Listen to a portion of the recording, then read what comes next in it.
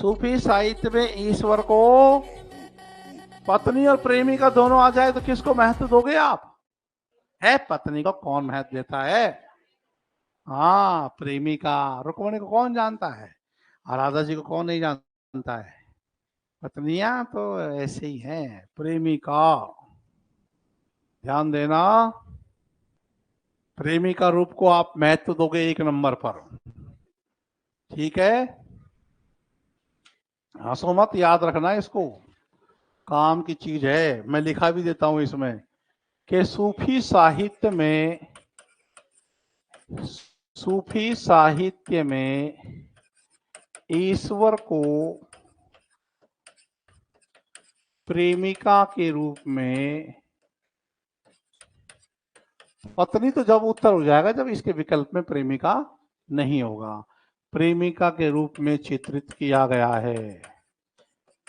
इसका मतलब साफ है कि जिसके पास प्रेमिका नहीं है उसके पास ईश्वर भी नहीं है। हैं? यही तो मतलब निकला है इसका। तो ये है।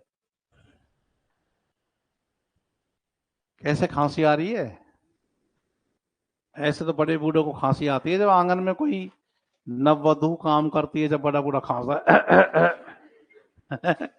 ताकि घूंघट वूंघट लगा ले, सरवर ढक ले अपना।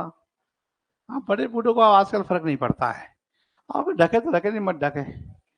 आजकल तो ससुर में और बहू में बेटा बेटी बेटी बेटी पापा का सा रिश्ता है। वो जमाना पुराना था जो गया। और तो एक थाली में खाना खाती है। बोले ज्यादा है? ज्यादा है क्या? ना ना, एक थाली में खाना खाती है। मानने के ऊपर है कि आप उसको पुत्रवधु मान रहे हो, बेटी मान रहे हो। तो ये है। देखो, आलवार संत अंदाल, इसी को गोदा भी कहते हैं, तथा राजस्थान की मीराबाई, तो खैर मीराबाई लिख लो सीधा, तथा मीराबाई की भक्ति भावना, मीराबाई की भक्ति भावना सगुण श्री कृष्ण। अलग बात है कि मीराबाई थोड़ी संप्रदाय निरपेक्ष कवित्री है, तो कहीं कहीं निर्गुण का भाव भी वहां देखने को मिलता है कि मारा पियड़ा मारा हियड़ा बसता ना आवत ना जाती। लेकिन मीरा की मुख्य भक्ति भावना तो सगुण श्री कृष्ण के प्रति हुई है और माधुर्य भाव की भक्ति है। तो भक्ति भावना सगुण श्री कृष्ण के प्रति माधुर्य भाव की भक्ति है। माधुर्य भाव की भक्ति है। वो कैसी अच्छी पंक्ति है, जाके सिर पर मोर मुकुट मेरो पति सोई। हाँ, होता तो पति है, इसका मतलब तो हमको पता है। बालम कह देती है महिलाएं अपने प्रियतम को, पति को, लेकिन मतलब वो व्याख्या करो ना। जैसे ख से आसमान और सम से समान भाव वाला। कल मैंने एक प्रोफेसर को पूछा, राजस्थान यूनिवर्सिटी का प्रोफेसर गया था कल, हम कहीं फिरने गए थे कल भी। आजकल बूढ़ी मम्मियां खूब मर रही हैं बेचारी।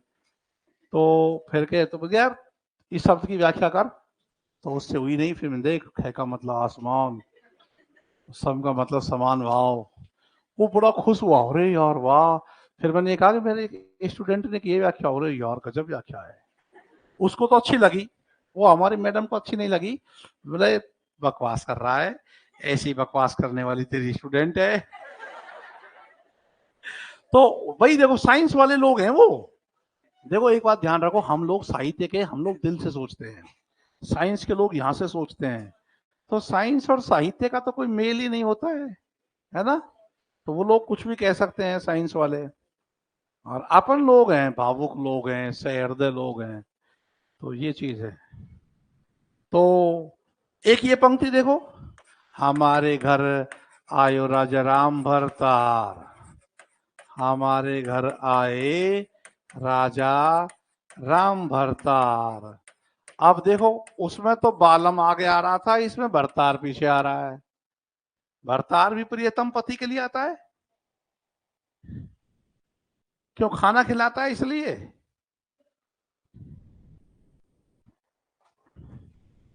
और ये देखो, वो क्या पंक्ति है, आखड़िया झाई पड़ी पंथ निहार निहारी। आखड़िया है, आखड़िया झाई पड़ी। झाई जानते हो? हाँ, वो फिर वो मोतिया बिंद हो जाता है, वो दिखता नहीं है, ऑपरेशन होता है, जाल पड़ जाते हैं आंखों में, प्रॉपर दिखाई नहीं देता है, उसी को झाई।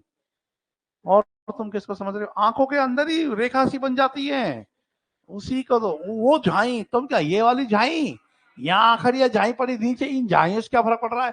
खूब पढ़ो झाई, फिर भी आंखों को खूब दिखाई देगी। लेकिन आंखों के अंदर झाई पड़ी, वो जाले पड़ जाते हैं, वो जाले, फिर उससे कुछ दिखता नहीं है। उसी को तो मोतियाबिंद कह के फिर ऑपरेशन करवाते हैं उसका। आखड़िया झाई परी पंथ निहार निहार। किसका पंथ निहारा जा रहा है? प्रियतम परमात्मा का पंथ निहार निहार।